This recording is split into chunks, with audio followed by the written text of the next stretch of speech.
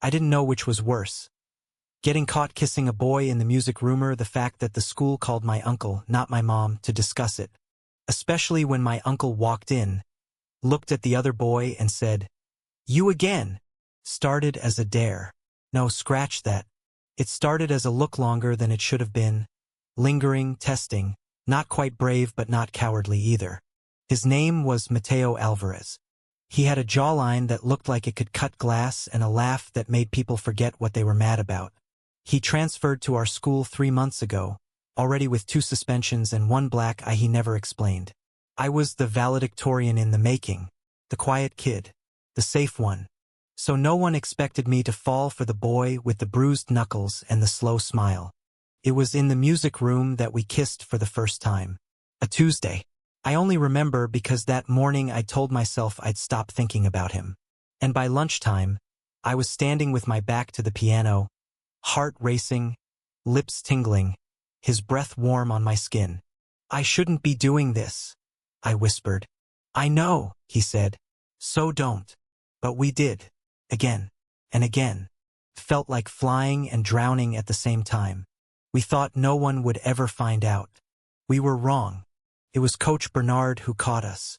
Walked in at the worst moment. Froze. Blinked.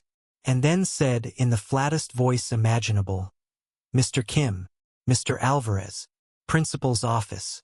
Now, that walk down the hall felt like death. My mom was at work, unreachable.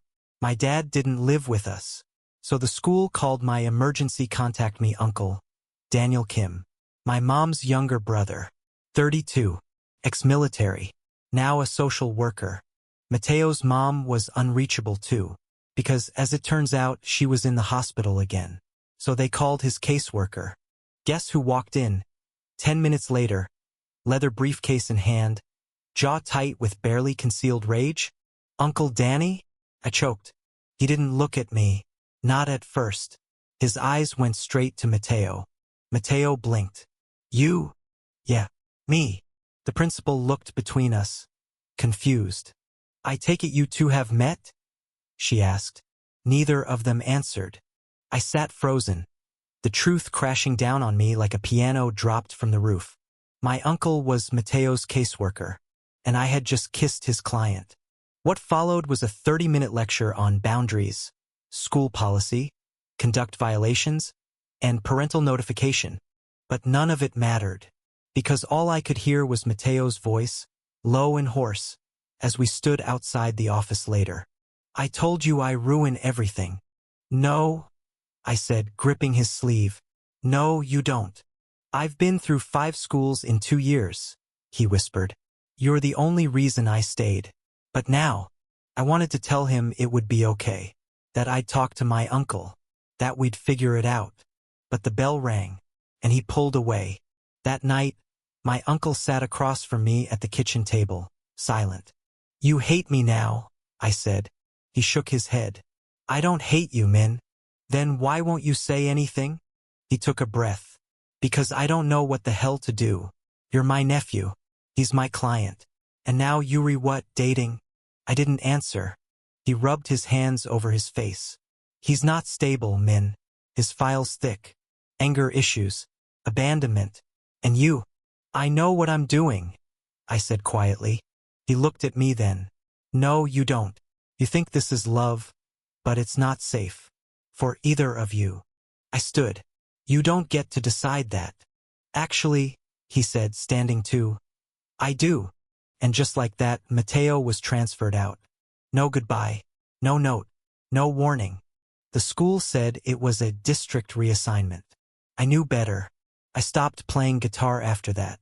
Couldn't walk past the music room without feeling like I'd left part of my lungs in there. Days passed. Weeks. Then one night I got a text. Unknown number. It wasn't his choice.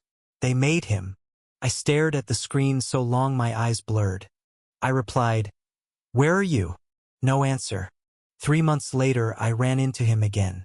At a youth advocacy event my uncle dragged me to. I didn't want to go, but fate is funny like that. Mateo was there, standing by a bulletin board helping set up flyers. His hair was longer. He looked older. When he saw me, he froze. So did I. Then he smiled. That same soft, heart-wrecking smile. You came, he said. I walked toward him. I never stopped.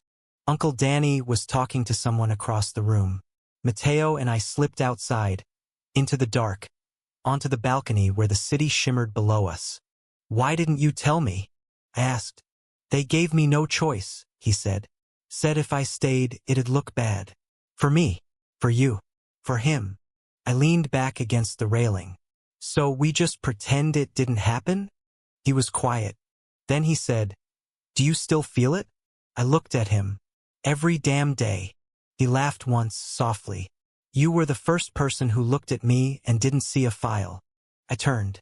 You were the first person who looked at me and saw more than a GPA. And in that moment we kissed again. Slower this time. No rushing. No fear. Just the sky, the wind, and everything we never got to say. We kept it secret at first. Met at the park. Then the community center. Then, when my uncle finally sat me down and said, I'm stepping off his case. You'll be safe now. We stopped hiding. Mateo enrolled back in our school the next year. He joined the choir. I rejoined the music club. And every Tuesday we met in that same room. Not to hide, but to write songs. About us. About first love. About what it means to choose someone again and again even when the world tells you not to. So yeah, maybe our love started in secret, but it ended in sunlight. And if you walk past the music room today, you might hear a melody floating out. Something soft. Something hopeful. Something like a beginning. Thank you for listening. Don't forget to like and subscribe to stay updated with the latest videos.